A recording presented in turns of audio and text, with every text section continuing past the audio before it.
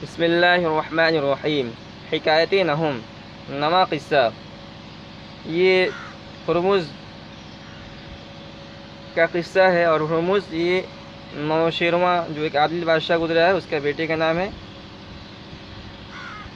تو اس کا ایک قصہ ہے۔ کہہ رہے ہرمز را گفتن، ہرمز سے پوچھا گیا، لوگوں نے ہرمز سے پوچھا، الوزیران پدر چه خطا دیدی، کہ تو نے اپنے باپ کے وزیروں کی کیا غلطی دیکھی؟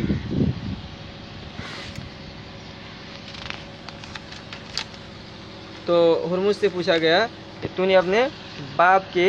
وزیر جو تھے ان کی کیا غلطی دیکھی کہ ان کو ان کے ساتھ معاملہ کیا۔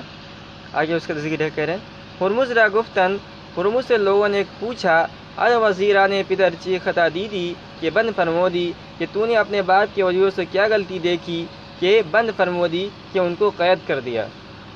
تو نوشیرواں عادل کے وفات کے بعد جب یہ ہرمز بادشاہ بنا تو اس نے کیا کیا، اپنے اس کے باپ کے جو وزراء تھے ان کو قید کروا دیا۔ گفت، اس نے کہا، اس نے جواب دیا، گناہ معلوم نہ کردم، میں نے اپنے باپ کے وزیروں کی کوئی غلطی نہیں دیکھی، ولیکن باقی دانستم، لیکن یقین کے ساتھ میں یہ بات جانتا تھا کہ محابت من در دل ایشا بے کراں است، کہ ان کے دلوں میں محابت من میرا ڈر،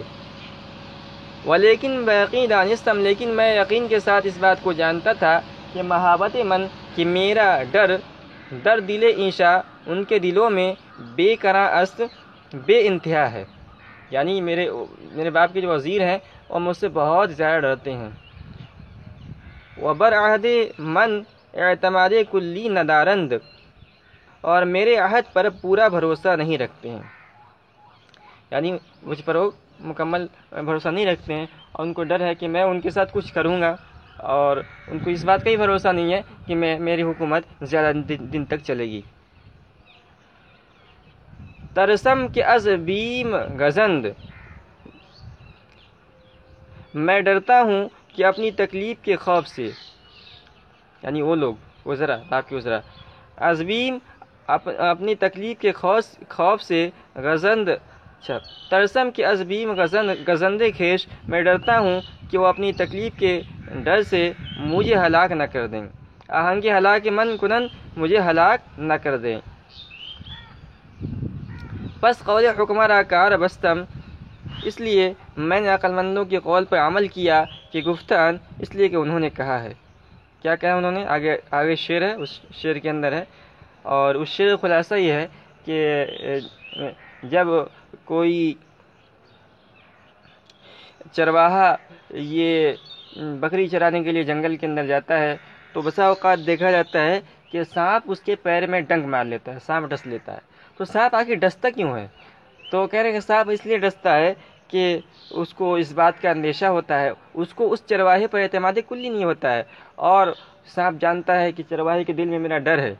چرواہے کے دل میں میرا ڈر ہے، اور سانپ کو اس جو ہے چرواہے پہ اعتماد نہیں ہوتا، اس لیے اس بات کا اندیشہ ہوتا ہے کہ اگر میں اس کو نہیں ڈسوں گا تو یہ پتھر اٹھا کر میرے سر کو کچل دے گا۔ تو جس طرح سانپ جو ہے اپنی حفاظت کے لیے اور اپنے آپ کو بچانے کے لیے چرواہے کو ڈنک مارتا ہے، چرواہے کو ڈس لیتا ہے، تو اس ہرمز نے کہا میں نے بھی اسی طرح اپنے باپ کے وزیروں سے ڈرتے ہوئے ان کو احتیاطاً قید کروا دیا۔ ازاں کس تو ترسد بترس اے حکیم، اے عقل مند اس شخص سے تو ڈر کہ جو تجھ سے ڈرتا ہے، وگر با چنو صد برائی بجنگ، اگرچہ اس جیسے 100 پر تو لڑائی میں غالب آئے، یعنی اگر تو بہادر ہے اور تو اکیلے 100 آدمیوں کو پچھاڑ سکتا ہے، پھر بھی تو اپنے بہادری پر اعتماد نہ کر، بلکہ اپنے دشمن کے شر سے بچنے کے لیے دشمن کو قید کر دے، دشمن سے حفاظت کا سامان مہیا کر لے۔ کہہ رہے آزاں مار برپائے رائی زند، سانپ اسی وجہ سے چرواہے کے پاؤں میں ڈنک مارتا ہے کہ ترسد سرش را بقوبت بسنگ، کہ وہ ڈرتا ہے کہ اس کے سر کو پتھر سے کچل لے گا۔ نبینی کہ چوں گربہ عاجز شود، کیا تو نہیں دیکھتا کہ جب بلی عاجز ہو جاتی ہے، برآرد